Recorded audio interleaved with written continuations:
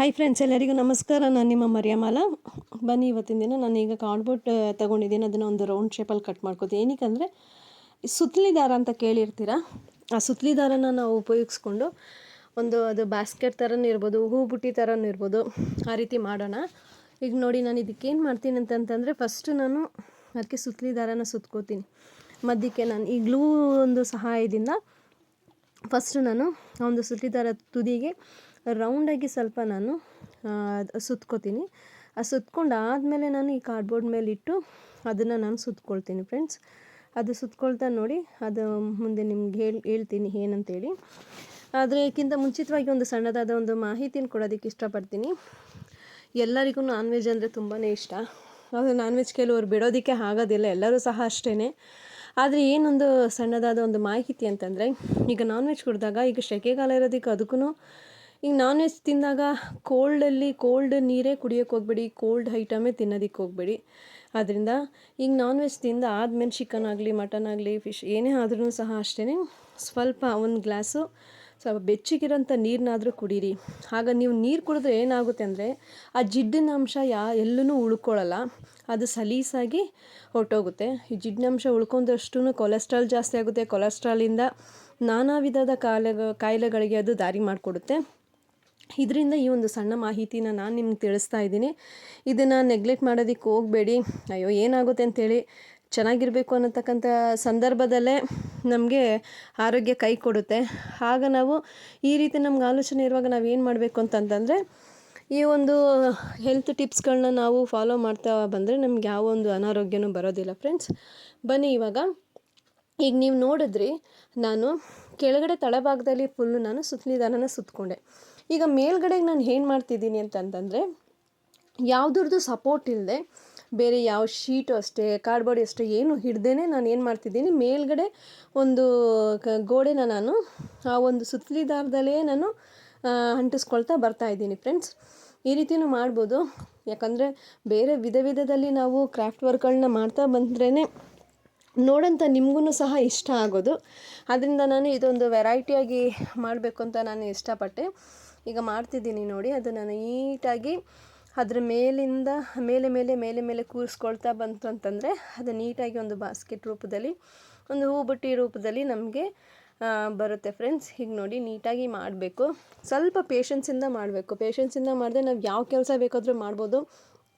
ಅರ್ಜೆಂಟಿಗೆ ನಾವು ಏನೇ ಕೆಲಸ ಮಾಡೋದಕ್ಕೆ ಹೋದ್ರೂ ಅದೆಲ್ಲ ಎಡವಟ್ಟಾಗುತ್ತೆ.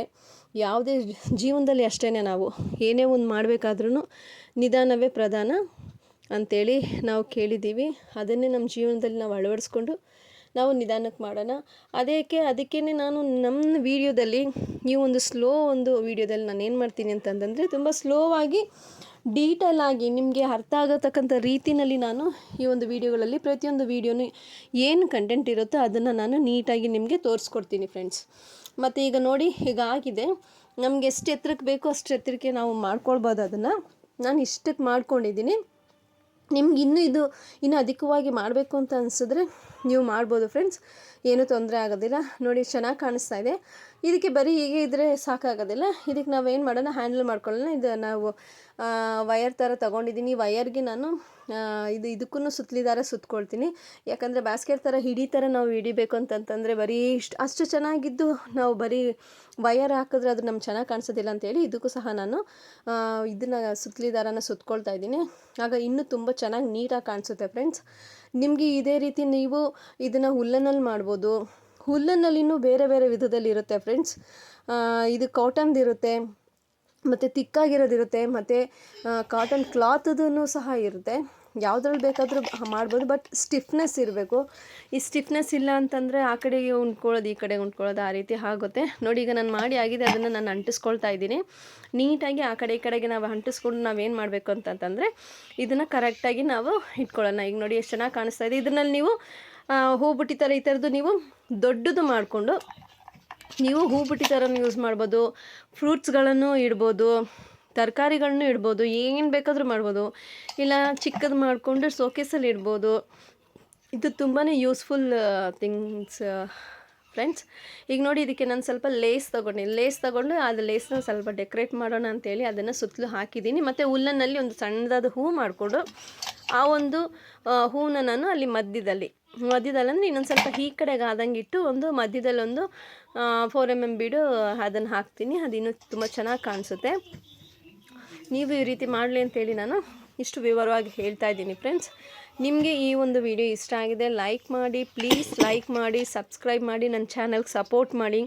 ನೀವು ನನ್ನ ಚಾನಲ್ಗೆ ಸಪೋರ್ಟ್ ಮಾಡಿದಷ್ಟು ನಾನು ಇನ್ನೂ ಒಳ್ಳೆ ರೀತಿಯ ಒಂದು ವೀಡಿಯೋಗಳನ್ನ ನಾನು ಅಪ್ಲೋಡ್ ಮಾಡ್ತೀನಿ ಫ್ರೆಂಡ್ಸ್. ನಿಮಗೆ ಸುಲಭದ ರೀತಿಯಲ್ಲಿ ನಾನು ಹೇಳ್ಕೊಡ್ತೀನಿ. ಈಗ ನೀವು ನೋಡ್ತಿದ್ದೀರಾ ಅದೆಷ್ಟು ಚೆನ್ನಾಗಿ ಕಾಣಿಸ್ತಾ ಇದೆ. ಸಿಂಪಲ್ ಆಗಿದ್ರೂ ತುಂಬ ಕ್ಯೂಟ್ ಆಗಿದೆ. ನೋಡಿ ಎಷ್ಟು ಚೆನ್ನಾಗಿ ಕಾಣಿಸ್ತಾ ಇದೆ ಅಂತೇಳಿ, ತುಂಬಾ ಚೆನ್ನಾಗಿದೆ. ನಾನು ನಿಮಗಿದು ಎಂಟಿಯಾಗೂ ತೋರಿಸ್ತಾ ಇದ್ದೀನಿ. ಇದರಲ್ಲಿ ಫ್ಲವರ್ ಇಟ್ಟು ಸಹ ನಾನು ನಿಮಗೆ ತೋರಿಸ್ತೀನಿ. ಇದು ಎಂಟಿಯಾಗಿದ್ರೇ ಎಷ್ಟು ಚೆನ್ನಾಗಿ ಕಾಣಿಸ್ತಾ ಇದೆ, ನೀವು ನೋಡ್ತಿದ್ದೀರಲ್ಲ ಫ್ರೆಂಡ್ಸ್. ಇದು ನಿಮಗೂ ಇಷ್ಟ ಆಗಿದೆ ಅಂತೇಳಿ ನಾನು ತಿಳ್ಕೊಂಡಿದ್ದೀನಿ. ಈಗ ನೋಡಿ ಮನೆಯಲ್ಲೇ ಬೆಳೆದಿರ್ತಕ್ಕಂಥ ಒಂದು ಲೀಫು ಇದೆಲ್ಲ ಹಾಕಿ ನಾನು ನಿಮ್ಗೆ ತೋರಿಸ್ತಾ ಇದ್ದೀನಿ. ಒಂದು ಎಕ್ಸಾಂಪಲ್ ಇರಲಿ ಅಂತೇಳಿ. ನೋಡಿ ಇದು ಎಷ್ಟು ಚೆನ್ನಾಗಿ ಕಾಣಿಸ್ತಾ ಇದೆ ಅಂತೇಳಿ. ನೀವು ಇದನ್ನು ತುಂಬ ಚೆನ್ನಾಗಿ ನೀವು ಉಪಯೋಗಿಸ್ಕೋಬೋದು. ಇದು ನಿಮಗೆ ಇಷ್ಟ ಆಗಿದ್ದರೆ ಒಂದು ಕಮೆಂಟ್ ಮಾಡಿ ಅಂತೆಲ್ಲ ನಾನು ನಿಮ್ಮನ್ನ ಕೇಳ್ಕೊಳ್ತಾ ಇದ್ದೀನಿ. Thank you friends.